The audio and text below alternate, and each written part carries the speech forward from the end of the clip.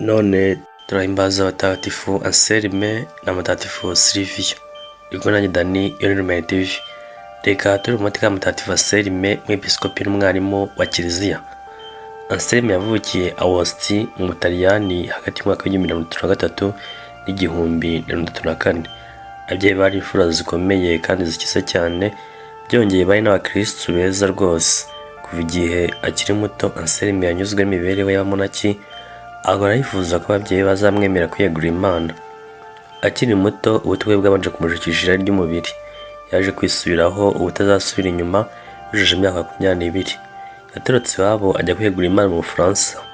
Anselme yari umuntu uhana inyota yo kumenya Imana, agahana icyifuzo cyo gushakashaka ko yarushaho kumenya uwo yemera no gucengirwa n'ubuntu bw'Imana. Umwarimu we ni na Franki, wabaye ikirangirire cyane nawe kubera ubuhanga bwe bwo kwigisha n'ibitabo byiza yanditse. Nuko Anselme ntiyatinda nawe kujya mbere muri byose no kuba urugero mu bandi bamonaki.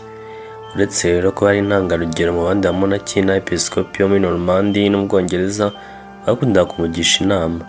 Yirwaga yigisha cyangwa asubiza ibyo yamusikanuzaga by'iyobokamana ritagatifu, bwakwira amasaha menshi akayamara asenga atitaye ku byo kuryama. Aho atoreye kuba mukuru w'abamonaki, ukwiyoroshya kwe, kwimanganya kwe, urukundo yakundaga abamonaki be nuko yabitagaho, bituma n'abatamushagaho umukuru bamugarukira bose. Byongeye kandi amategeko y'urugo akurikizwa neza kurusha kera, bituma abamonaki bajya mbere cyane mu butagatifu. Byongeye ubuhanga bwe bumenyekanisha ava muri Kiliziya yose. Abami, abepiskopi ndetse na papa bamugisha inama kenshi.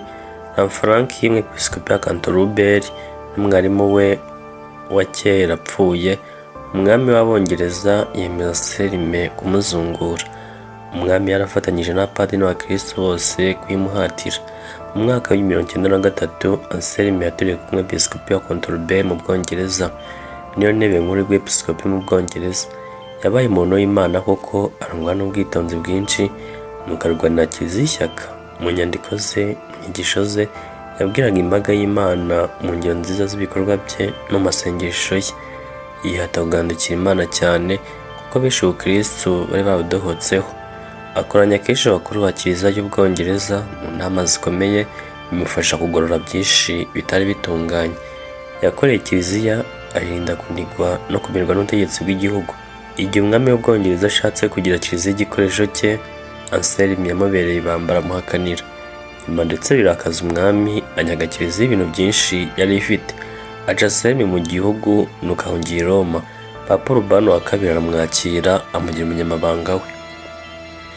Aho uwo mwami apfiriye, yimye undi agarura Anselme ku ntebe y'ubwepiskopi. Hashize imyaka mike, ariko Anselme nawe yitaba Imana ku itariki 21 Mata 1109. Ibitabo byiza yasize yanditse bisa n'inyigisho ntagatifu ni byinshi cyane.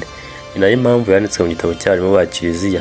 Yahanaga ku mutima no ku rurimi byari: Mana yanjye, fasha ngumenye ngukunde kandi abe ari wowe ngira amahirwe yanjye. Ni Papa Alexander wa gatandatu umwanditsi mu gitabo cy'abatagatifu mu mwaka w'1994, na Papa Kirimeni wa 11 amwandika barimo ba Kiliziya mu mwaka w'1720. Tumwizihiza ku itariki 21 Mata. Mutagatifu Anselme, udusabire. Reka tugaruke ku mateka ya mutagatifu Konradi wa Parizamu. Ku itariki 20 Gicurasi 1934, Papa Piyo wa 11 yashyize mu rwego rw'abatagatifu Frere Konradi wo mu muryango w'abakapusitini. Kuva yinjira muri uwo muryango, umurimo yakoze igihe cyose wari kwakira abashyitsi. Yavukiye mu musozi wa Parizamu muri ya Baviera mu Budage. Mbere yo kwegura Imana yitwaga Yohani Bridonfrere, yiswe Konradi amaze kuba umufurere. Kuva akiri muto, Konradi yagumye iwabo afasha ababyeyi be bari abahinzi borozi. Yiyeguriye Imana afite imyaka 33, kwinjiraga mu muryango w'abakapusini. Umuryango w'abakapusini b'i Antronte mu Budage bari bashinzwe ahantu hakorerwa ibitaramo by'amasengesho no kwakira abantu baturutse impande zose. Bityo rero Frere Konradi niwe wari ushinzwe kwakira no gufasha abaje gusenga. Yari umuntu wiyoroshya kandi akaba umunyampuhwe cyane. Kubera imirimo myinshi yakoraga ku manywa, amasaha menshi ya nijoro yanyamaraga asenga. Umwanya munini yabaga asengera imbere y'ishusho ya Bikira Mariya. ndetse akanashinga isakamento ntagatifu. Yasinziraga amasaha make cyane nyuma y'imyaka 41 yose yamaze kuri uwo murimo utoroshye akorera Nyagasani. Koniradi yazajiwe n'umunaniro kuko urupfu rwamwibye akitaba Imana nyuma y'iminsi 3 gusa arwaye. Hari 21 Mata 1894. Dusoje twifuza imbaza abatagatifu Anselme, mutagatifu Koniradi Bazamu kugira iminsi myiza, namwe inshuti z'Imana kandi bana Mariya mukomeze kugira umunsi mwiza.